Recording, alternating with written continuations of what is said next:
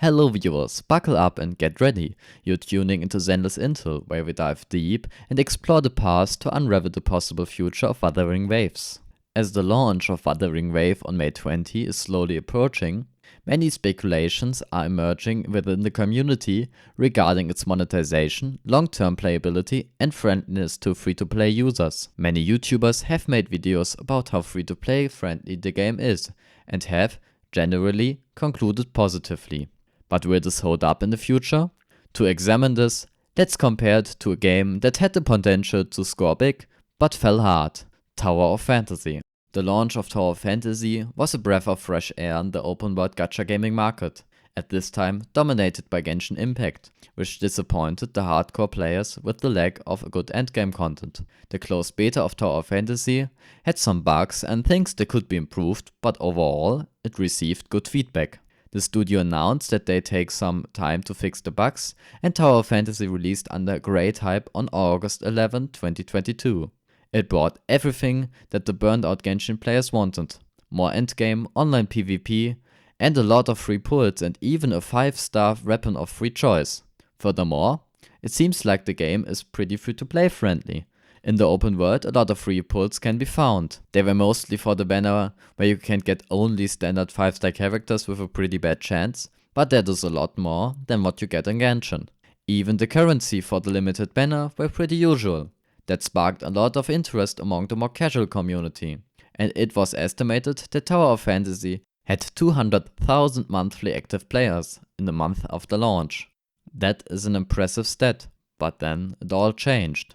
After some time playing, a lot of players noticed that without spending a lot of time and money, in the most raids, one person did 80% of the damage. It is normal that some players are better than others, but it was clear that you had a big disadvantage if you are a casual player. That same thing killed more purchasable items, and even loot boxes for skins were introduced. Today, you can buy almost everything you need for money. Even a gender change ticket is only available to buy with real-world money. Consequently, the already overcrowded menus worsened, leading many players to become lost. Additionally, the game was plagued with bugs and unfinished localization. It simply could not stand a chance against Genshin Impact's polished gameplay experience. Furthermore, only 1 month after Tower of Fantasy's release, the new region Sumeru was released in Genshin Impact. That pulled a lot of players back to Genshin Impact. To fight that, Tower of Fantasy introduced additional content from the Chinese original, which left many players feeling overwhelmed. For some reason, the developers added only female characters, leading to a lot of women being unsatisfied with the character lineup. Consequently, interest in Tower of Fantasy diminished considerably. After 1 month, it lost 80% of its viewers on Twitch. By April 2024, only 0.72% of the audience continued to watch Tower of Fantasy. Conversely, Genshin Impact had 15% of its viewership from launch in April 2024. This period was one of the game's lowest performing months, yet viewership is expected to double with their next major update. Typically, May and April are months with less new content for the game, resulting in less viewers on Twitch. Wuthering Waves has wisely selected their launch date. With the substantial 2.0 update of Honkai's Star Rail being behind us, and the new Genshin Impact region, Netland, still a few months away, the timing couldn't be better. Moreover, Genshin Impact's players are currently experiencing burnout from the game. This situation has fueled speculations about whether Genshin Impact remains a priority for viewers. I've made an in-depth video on this topic, which I encourage you to watch after this one. This context has led to a surge in pre-registrations for Wuthering Waves. While I doubt that the target of 30 million pre-registrations will be met, even 20 million is a noteworthy achievement. The players are ready, but will the game let them down?